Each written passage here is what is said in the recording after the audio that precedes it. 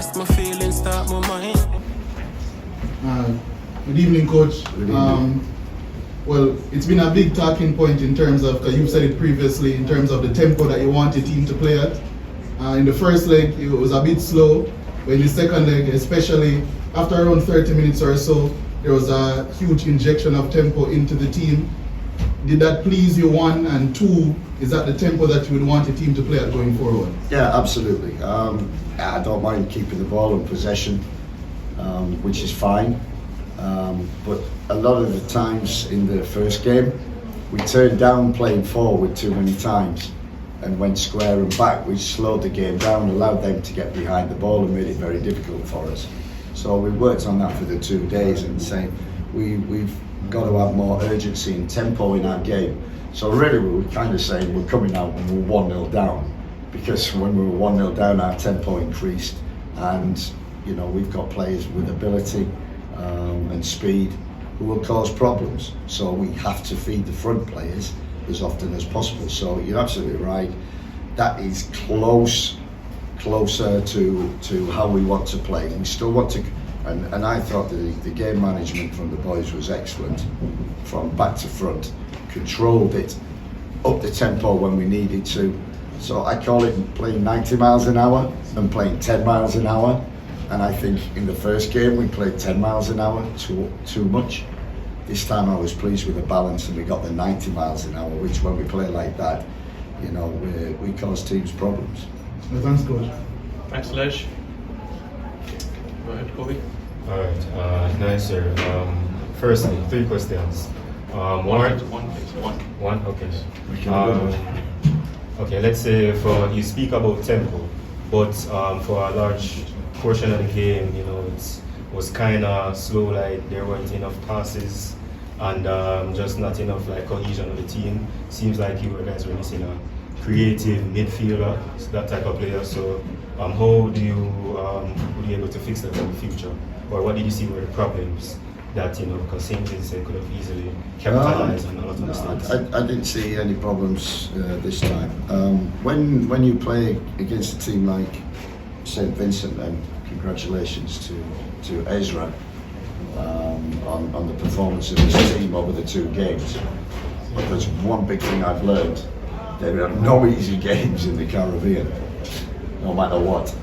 And they worked hard and were quick on the break. And when they're a transition team like that, if you keep giving the ball away by forcing too many things, then that gives them opportunity to transition counter-attack on you.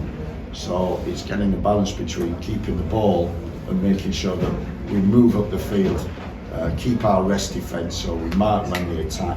The defenders are close, and we can maintain and play in their half, which I was really pleased with today. And even the other day, we controlled it, but it was too slow a tempo, where this was quicker. And I think the injection of the likes of Warner Brown and Cephas on the left, and you know, we told the boys, yeah, don't give up a forward pass, and I think we did that better. Thanks, Kobe. Dario. Coach Gary Graham, JFF Live. Speaking of tempo and keeping the game aligned with the game plan, Andre Blake, another clean sheet for him for his stellar career. What would you say about his warrior performance tonight? You know, battling through some knickknacks and continue to play through the game all throughout. Yeah, I mean the whole back four I thought were excellent, and you're absolutely right. You keep a clean sheet, you win games, and we said that before the game. We keep a clean sheet, we go through. We want to score, but we keep a clean sheet, we go through. And I think in my games, 10 games, and the home games especially, I think we've conceded 1 goal. And so we're pleased about that. And we said that to the players before, that we're playing at home. This is our home. This is, you know, the legend is the office. We're not there at all, nowhere near. But we want to make this, we want to own the stadium, own the field. And I think we did that today. Now we just need to develop and do it more. Thanks, Gary. Jordan Fort. Coach, Jordan Fort, CVM Sports. You mentioned Warner Brown, and you know there's a lot been made of players who play in Jamaica professionally. What did you think of him, what he brings to the team as an attacking force, and how are you looking to integrate players such as Warner Brown as you move into World Cup qualifying? Well, I think, as I said before, I think the camp that we had a month ago with the local players was invaluable. Gave me great insight into the players and the culture of them and the work ethic and their game intelligence was fantastic. And then I think in the squad we chose 10 JPL players. 10 JPL players and young ones as well as experience. And I've just said in the dressing room, you know, some have played. I think Richard King was excellent tonight, defensively and coming out with the ball. Warner Brown's come in and not just caused problems with his pace, but held the ball up, was always a target for us. And the local players, they've really made it difficult for the UK and foreign-based players coming in. So it was a balance of 10 and 10, more or less. And the local players never shied away from the challenge, kept the tempo of training very high in intensity, which is what the starting 11 require. And with no problem in giving people a chance. And Warner deserved it from the first camp I saw a bit, but I just felt that with his speed, running in behind, he's an actual nightmare for defenders. Thanks, Jordan. David? Coach, as it relates to the midfield duo of Isaac Aiden and Bobby Reed today, would you say that it's closer to finding a solution in that midfield? Absolutely. I think away from home we wanted to be a real defensive player there, which is why we played Sully, and he did a good job. And Isaac was on 8 today. We felt that, including bringing Dimmy inside, that we didn't go through the middle in the away game, and we wanted to. So we need people who can deal with the ball. Isaac, Bobby, and Dimmy, they can all deal with the ball, as you saw. And Isaac and Bobby are tenacious and can get around the field. And the interceptions day one, and then the first pass into Dimmy or the first pass into Warner or out wide was our big threat. And then, you know, we've got the speed on the sides with Leon and Sifa. So I was really pleased with the midfield. Colin? Coach, you spoke earlier about playing balance and between going between 90 miles an hour and 10 miles an hour with 2 legs. You played on 2 known Caribbean cricket grounds in Orange and Savannah Park. Do you feel that affected how you managed to play between the 2 paces? I think, look, there's no hiding from the fact that you know, when we play at home and we play in the national stadium, that, you know, the surface can be a factor. We find that in training grounds, we find that at National Stadium, and I got to say, the pitch here was excellent. Apart from Isaac Hayden, who got a really tight calf because the middle where he was playing was very hard. So I thought that was excellent. I thought the surroundings and the atmosphere was very good. I don't know if we can play here again, but you know, so these players are used to a good surface. The local players maybe not, but it has a big effect on the game that we want to play. We want to keep the ball. We want to build from the back. We don't want to be a team, what I call an opportune team. We rely on long balls, second balls, and transition from that. And to do that on some of the difficult surfaces that we've had to has been hard. But we persisted with it, and it's getting used to that. And we get them for 1-2 days. And what I saw in the first game, although tempo could be higher, I saw a lot of principles which we've worked on from day one, and especially in this game, a lot of principles in terms of building with 3 at the back, having a controller, having a 10, speed on the sides, and a target man who can run in behind. That is more how I want to play, instead of playing in front of the opponent all the time. The key is getting behind the opponent, and I felt we did that today. We haven't done that as well in previous games, so that's something to take forward. Daniel Blake. Hi, Coach McCartney. 10 games in so far, you said that the players have still been getting used to your style of play.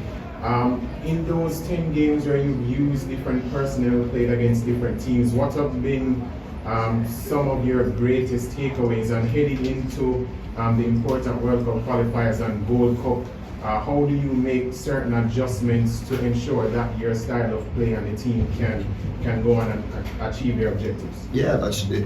We just need to, when we're together, and we need to educate.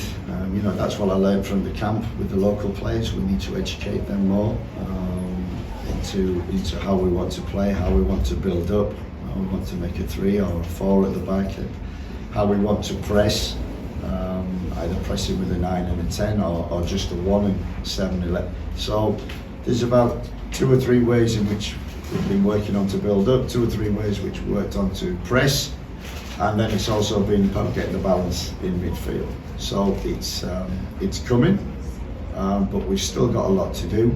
And what I'm pleased about is that we can have 2 games in the UK, 2 friendlies, 2 World Cup qualifiers, and then the Gold Cup. I'm really looking forward to that. Where I don't know where we're going to play, but I would think that the services will be pretty good where we do that. So yeah, I think I said it yesterday.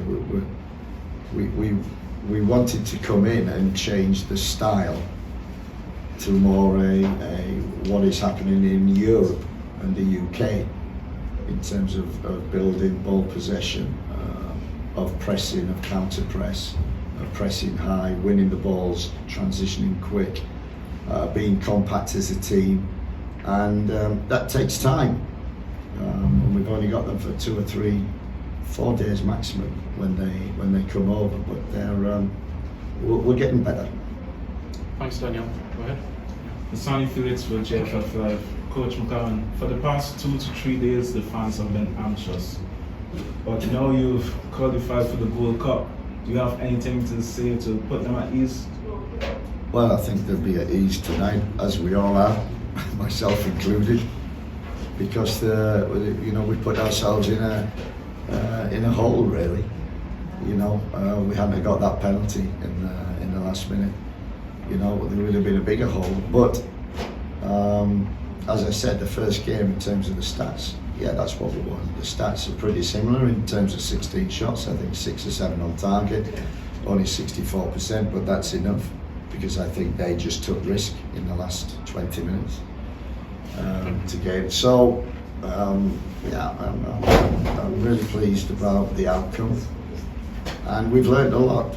There was no easy games in this region at all. All right, we can take 2 more. Yes, go ahead. Good night, Coach. John Stewart, JFF Live. I noticed in moments during the game that Leon Bailey drifted out to the left-hand side, and he seemed a bit more comfortable out there, as opposed to the right-hand side where he had a couple of opportunities to shoot, but was hesitant because it was his weaker foot. Is that something you've identified and something you'd like to address moving forward? Yeah, also, you're absolutely right. We've talked about that, looked at Leon. Leon started his career in Germany playing on the left-hand side. And, we just see him week in, week out playing on the right. So that's where we're playing. But we said before the game, look, if you want to go on the left, have a little go on the left. If you're not having such luck on the right, then you can swap. We've got Cephas who can play on the left or the right. We've got Kahim Dixon who can also do the same. So, that giving that license. And where is most effective? And we do want to get crosses into the box. So we will get more crosses if we have a left footer and a right footer to do that, which we are working towards. That's it. All right, 1 more. Go ahead. Coach Daniel Dandan from Pree TV. Do you think our team ready like to win this World Cup?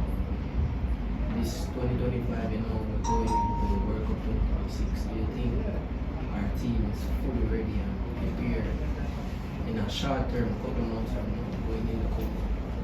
I want to, for the fans, we'd like to win something going in the World Cup. So like the team like be very competitive and no shyness in the World Cup. We need to go bold and burn. And we need to see the team play more like how we work higher pressing team like the US and Canada.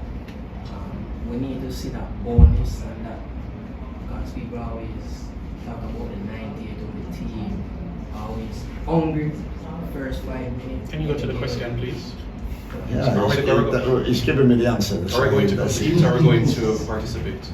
We're going to compete. We can't wait to compete. We compete all the time. You know, the JFF arranged 2 friendlies in the UK against good opponents. So that's getting the players together in a camp. You know, that will prepare us for the 2 local qualifiers. The more time we can spend with these players, you know, the better everything will get. And you know, I want to see from now until May, you know, the local players maintaining the standards of what they've brought, developing, improving in terms of game intelligence and tactical wise, because they've certainly got energy and enthusiasm, and we really love that. And then we're hoping that we are also hoping from now until May that we can make additions as well, which we're really working on, and for some players we're quite close to. But if we can add more quality, I think going forward, you know, we miss Mikel Antonio. He was the number 9, and he's a big threat in behind. He can hold the ball up. He's a leader. He's a captain. We really miss Mikel. We hope we get him in the summer, or then at least in the qualifiers. But in the meantime, we're forever searching for players who can make this squad better. Thanks everybody. The draw for the Gold Cup will be on April 10th. Thank you. Thank you very much. Express my feelings, start my mind.